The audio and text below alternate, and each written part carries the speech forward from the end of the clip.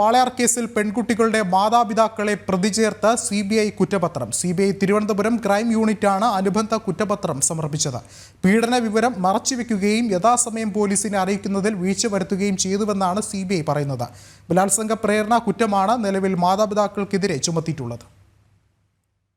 ഇവരുടെ അന്വേഷണം ഞാൻ അവരെ മുഖത്തോക്കി പറഞ്ഞ കാര്യമാണ്. നിങ്ങളുടെ അന്വേഷണം മക്കളത് കൊലപാതകമാണെന്നുള്ള അന്വേഷണം എത്തുന്നത് വരെയും പൂർണ്ണമായിട്ട് നിങ്ങളെ വിശ്വസിക്കണമെങ്കിൽ ആ അന്വേഷണം വരട്ടെ. അതുവരെ എനിക്ക് നിങ്ങളെയും വിശ്വാസമില്ലെന്ന് ഞാൻ പറയാം. കാരണം നമ്മളെ തുടക്കം മുതലേ ചതിച്ചത് പോലീസുകാരാണ്. അപ്പോൾ അതുകൊണ്ട് എനിക്ക് ആരെയും വിശ്വാസമില്ല എന്ന് നമ്മൾ അവരെ മുഖത്തോക്കി പറഞ്ഞ കാര്യമാണ്.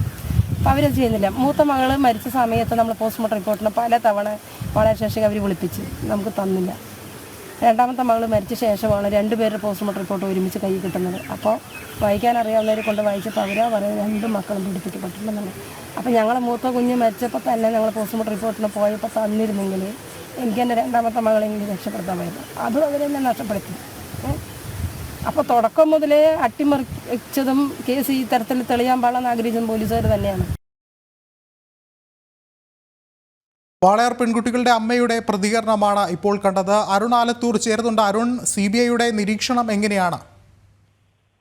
വിഷ്ണു, വാളയാർ കേസിൽ ഞെട്ടിക്കുന്ന ഒരു കുറ്റപത്രമാണ് CBI Thiruvananthapuram crime unit Ernakulam CBI കോടതിയിൽ ഇന്ന് സമർപ്പിച്ചത്. പെൺകുട്ടികളുടെ അമ്മയെയും അച്ഛനെയും പ്രതി ചേർത്തുകൊണ്ടാണ് അന്തിമ കുറ്റപത്രം. പ്രേരണ കുറ്റമാണ് രക്ഷിതാക്കൾക്കെതിരെ ചുമത്തിയിരിക്കുന്നത്. കുട്ടികൾ പീഡിപ്പിക്കപ്പെട്ടത് അറിഞ്ഞിട്ടും രക്ഷിതാക്കൾ അത് മറച്ചുവെച്ചു എന്നാണ് കുറ്റപത്രത്തിൽ ഉള്ളത്. എന്നാൽ കേസ് അട്ടിമറിക്കാനാണ് CBI ശ്രമമെന്നാണ് പെൺകുട്ടികളുടെ അമ്മ നേരത്തെ പറഞ്ഞിരിക്കുന്നത്.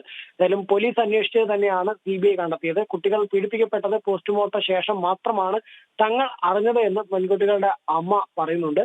CBI അന്വേഷണം കൃത്യമല്ല, കേരള പോലീസാണ് നല്ലത് എന്ന് ഇപ്പോൾ തോന്നുന്നുവെന്നും വിഷയത്തെ നിയമപരമായി നേരിടുമെന്നും നിരപരാധിത്വം തെളിയിക്കുമെന്നും പെൺകുട്ടികളുടെ അമ്മ പറയുന്നുണ്ട്.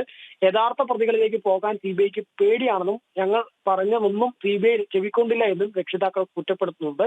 ഏതായാലും കുറ്റപത്രം വിചിത്രമാണെന്ന് വാളയാർ സമര സമിതിയും ഇതിനോടകം തന്നെ പ്രതികരിച്ചിട്ടുണ്ട്. 2017 13 9 വയസ്സുള്ള പെൺകുട്ടികളെ ദുരൂഹ സാഹചര്യത്തിൽ വീടിനുള്ളിൽ തൂങ്ങി മരിച്ച നിലയിൽ കണ്ടെത്തുന്നത്. തുടർന്ന് പോലീസ് അന്വേഷിച്ച കേസ് CBIയിലേക്ക് എത്തുകയായിരുന്നു. CBI 2021 പെൺകുട്ടികളുടേത് ആത്മഹത്യ എന്ന തരത്തിൽ കുറ്റപത്രം സമർപ്പിച്ചെങ്കിൽ പിന്നീട് തുടരന്വേഷണത്തിന് ഉത്തരവിടുകയായിരുന്നു. പ്രസ്തുത അന്വേഷണത്തിന്റെ അന്തിമ റിപ്പോർട്ടാണ് ഇന്ന് കോടതിയിൽ സമർപ്പിച്ചത്. ആ റിപ്പോർട്ടിലാണ് രക്ഷിതാക്കളെ കൂടി പ്രതി ചേർത്തിരിക്കുന്നത്. ശരി, അരുൺ ആലത്തൂരാണ് വിവരങ്ങൾ നൽകിയത്.